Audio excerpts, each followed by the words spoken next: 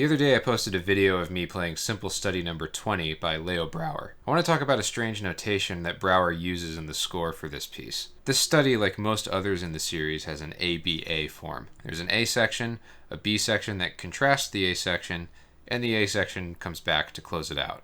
This is the first line of the B section. We have a time signature of 04 and 4 cells with notes in them connected with jagged lines. Otherwise, we have some normal things like dynamics, a tempo indication of rapido or fast, some fingering indications, and so on.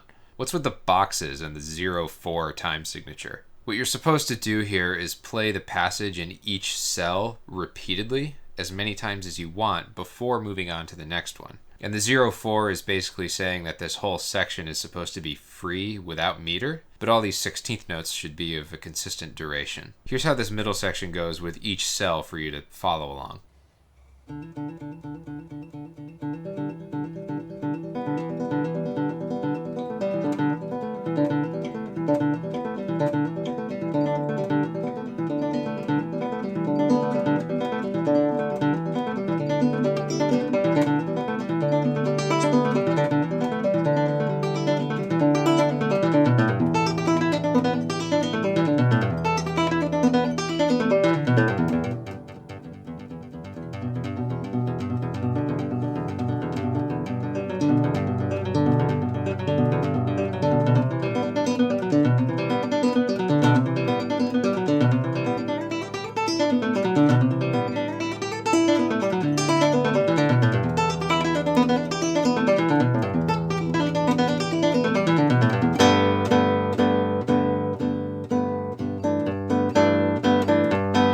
So you can hear he's doing an additive thing where the melodic snippet in each cell is expanded gradually in each cell that follows. And then halfway through he resets to a different place and builds it again. Even though you can play each cell as many times as you want, there is obviously a point where it becomes distasteful or unmusical. The short cells you can play with more repetitions, but the longer ones should only be played like 2 or 3 times max. So what is this? What's with this weird notation where he doesn't even give you instructions on how to interpret it? Why doesn't he just write out how he thinks it ought to be played instead of letting the performer decide? This is what's called aleatoric music or chance music. This means that some element of a composition and or its performance is left up to chance. In this case, Brouwer has given you the notes, but you decide in the moment how many times you play them. And what comes out is simply a result of your musical intuition. Aleatoric music started to become popular among avant-garde composers in the 1950s and 60s. There were a number of methods employed in composing this music. A composer might roll dice to choose the order of musical elements, whether they're choosing notes, rhythms, or entire passages. Or they might present the performer with limited information and instructions on how to interpret it. A famous example is the piece In C by Terry Riley. This is somewhat similar to the Brouwer thing in that there's cells that you're supposed to repeat and proceed through sequentially,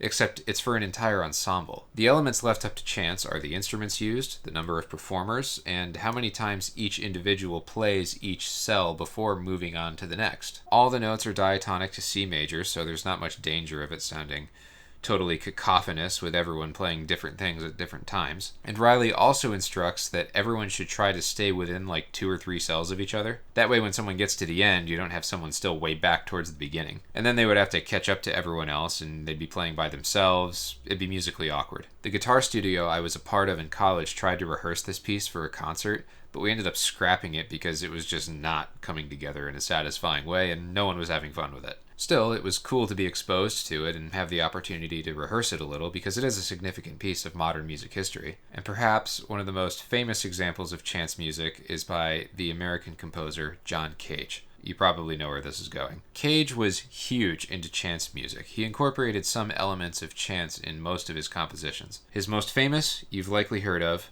4 minutes, 33 seconds. It's written for any number of performers on any instruments, and it only contains rests. So essentially, you're supposed to sit there in front of the audience and not play your instrument for 4 minutes and 33 seconds. Yeah, this composition is pretty controversial, and it's a topic of endless academic and philosophical debate. It raises questions like, is it a joke? I don't think so.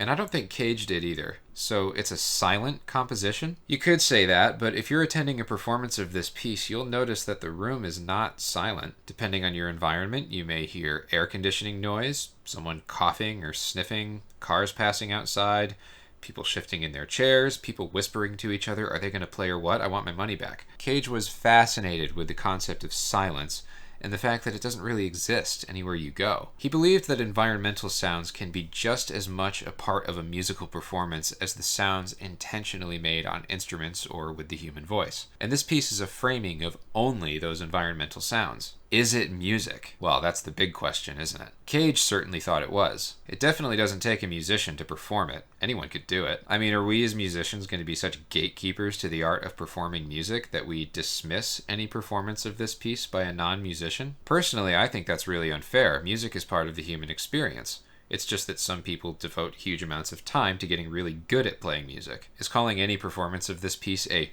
performance being too generous? I don't think so. It's a performance art, right? But I think there is something to the idea of environmental sounds being music. How many times have you sat and listened to birds chirping or cars passing in the distance? Why is it specifically 4 minutes and 33 seconds? Well, that detail isn't known as far as I'm aware, but a former teacher of mine had a theory that I think is pretty good. 4 minutes and 33 seconds is 273 seconds. 273 Kelvin is about the temperature at which water freezes. Also, negative 273 degrees Celsius is 0.15 Kelvin, so almost absolute zero. Almost. There could be a correlation there, but I think this whole idea of chance music is interesting. For one, it speaks to the human experience. We are imperfect machines. Though composers generally write music with the intention of it being played a certain way, no two performers will play it the same, and even the same performer will never perform it the same way twice, even if they intend to. Chance music embraces this. In many ways, it's akin to musical improvisation. Anyway, those are some of my thoughts on all of it. I'd love to hear yours. Feel free to share in the comments. I hope you enjoyed this video. I post a new video like this every Thursday. I have some openings right now for private students if that's something you're interested in. If you are,